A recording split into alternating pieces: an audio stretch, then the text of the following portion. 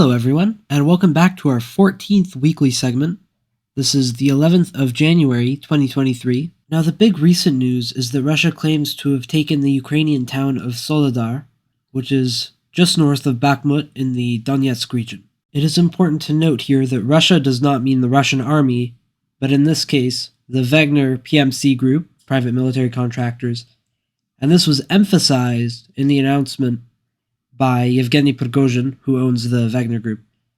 He specified that no regular Russian soldiers were involved in taking the town, only his people. Now, assuming that this is accurate, and it looks for the moment like it mostly is, they control most of the town, this will make the situation in Bakhmut significantly more difficult for the Ukrainians, but I don't think it will make it impossible. So the significance of Soledar is two or possibly threefold. First of all, the strategic location north of Bakhmut, which the Wagner Group has been trying to take for a couple of months now.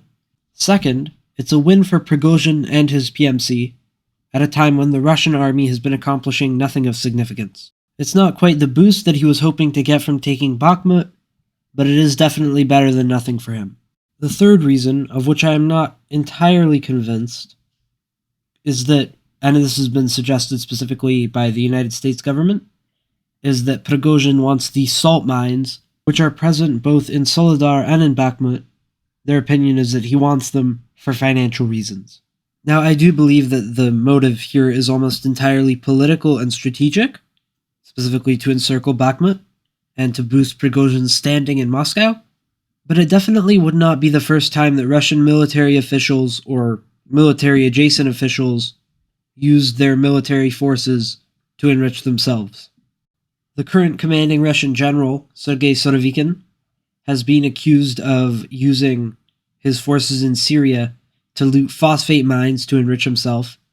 It also used to be a fairly common practice for officers to lend out conscripts as slave labor to friends or people who are willing to pay them. So I'm not entirely convinced, but it's definitely not off the table. So this definitely makes Soledar and the Bakhmut region in general, for the next little while, worth paying a lot of attention to.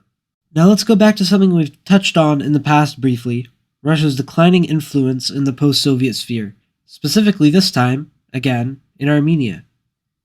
Armenia is part of Russia's NATO equivalent, the CSTO, and this year exercises were scheduled to be held in Armenia, but the Armenian Defense Ministry has now said that they consider it inappropriate for these exercises to be held on Armenian soil for this year. The Financial Times also published a piece talking about Putin's relationship with China and how it has deteriorated somewhat. It cites interviews with officials who, under condition of anonymity, have gone so far as to describe Putin as crazy and expect that Russia will be reduced to a minor power by the time the war is over. It's hard to say to what degree Xi Jinping shares these concerns. Now moving to the other side of allies, the United States has announced plans to bring Ukrainian troops into America to train on the Patriot air defense system that they recently announced will be sent to Ukraine. Germany has also announced plans to send some of its own Patriot missile systems to Ukraine. Now, Putin also reportedly spoke over the phone on January the 5th with Turkish President Erdogan. From the account on the Kremlin website, it mostly sounds like Putin was primarily there to evangelize his cause to Erdogan, probably without much success, but they also did discuss cooperation in Syria. Now, this is a good thing that this line of communication exists and appears to be open, because Biden and Putin don't seem to be speaking very often right now. It is important that there is a way for the two sides to communicate when needed, especially in a crisis situation. Now we're going to get into a little bit of a niche topic. Some of you may have been following the story for the last couple of weeks around Dozhd, or TV Rain. This was an anti-war television channel, a Russian channel, that was previously broadcasting from Latvia. Its broadcasting license was revoked after one of its presenters made some questionable comments on air. So TV Rain has now been granted a broadcasting license in the Netherlands. It's likely that they'll start broadcasting again soon, and I don't have much to say about it besides that, but I thought it warranted at least a brief mention. There is also one piece of big news that is going to have huge implications that is happening outside of Russia and Ukraine, and that is China's reopening.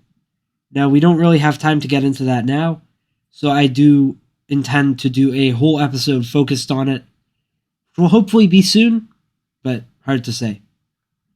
This has been the 14th weekly segment for the 11th of January 2023, and thank you for listening.